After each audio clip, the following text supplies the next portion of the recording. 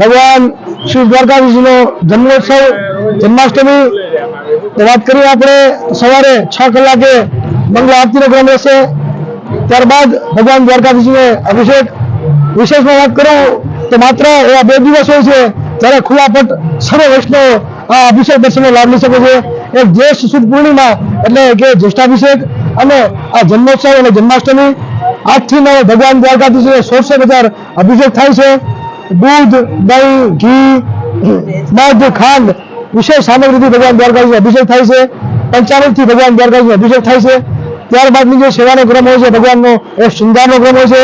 पुजारी परिवार द्वारा श्रृंगार કરવામાં આવે છે। કેસરી રંગના વાઘા ભગવાન દ્વારકાધીશને પરિધાન કરવામાં આવે છે।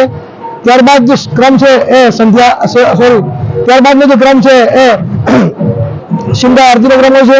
સિંગા આરતી બાદ ભગવાન દ્વારકાધીશને દ્વારભોગ આરોગવામાં આવે છે। ત્યારબાદ ભગવાન દ્વારકાધીશને રાજભોગ આરોગવામાં આવે છે। રાજભોગની આપણે વાત કરીએ તો ભગવાનને દાળ ચાવલ રોટી સબ્જી નમકીન મીઠાના ભગવાન દ્વારકાધીશને આરોગવામાં આવે છે। ત્યારબાદ ભગવાન દ્વારકાધીશને મીઠાઈ આરોગવામાં આવે છે। 1 વાગે મંદિર અનવસર થાય છે એટલે મંદિર બંધ થાય છે। 5 કલાકે સાંજે ભગવાન દ્વારકાધીશના સર્વ વૈષ્ણવ ઉત્થાપન દર્શનનો લાભ લઈ શકે છે। ત્યારબાદની જે સેવા છે એ ઉત્થાપન ભોગની સેવા છે। ત્યારબાદની જે સેવા છે એ સંધ્યા ભોગની સેવા છે। સંધ્યા ભોગ બાદ ભગવાન દ્વારકાધીશને સંધ્યા આરતી થાય છે। ત્યારબાદ ભગવાન દ્વારકાધીશ શયન આરતી થાય છે। 9 કલાકે સ્તુતિ સાથે ભગવાન દ્વારકાધીશને શયન કરવામાં આવે છે।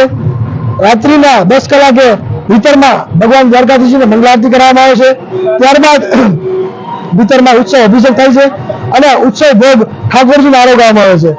12 કલાકે એટલે કે મધ્યરાત્રિએ વર્ષમાં માત્ર એક જ દિવસ છે એ જન્મોત્સવનો દિવસ છે કે મધ્યરાત્રિએ આ દ્વાર ખુલે છે અને સર્વ વૈષ્ણવ રાત્રિય દર્શનનો લાભ 12 થી કરીને 2 વાગ્યા સુધી તમામ વૈષ્ણવ દર્શનનો જન્મોત્સવનો લાભ લઈ શકે।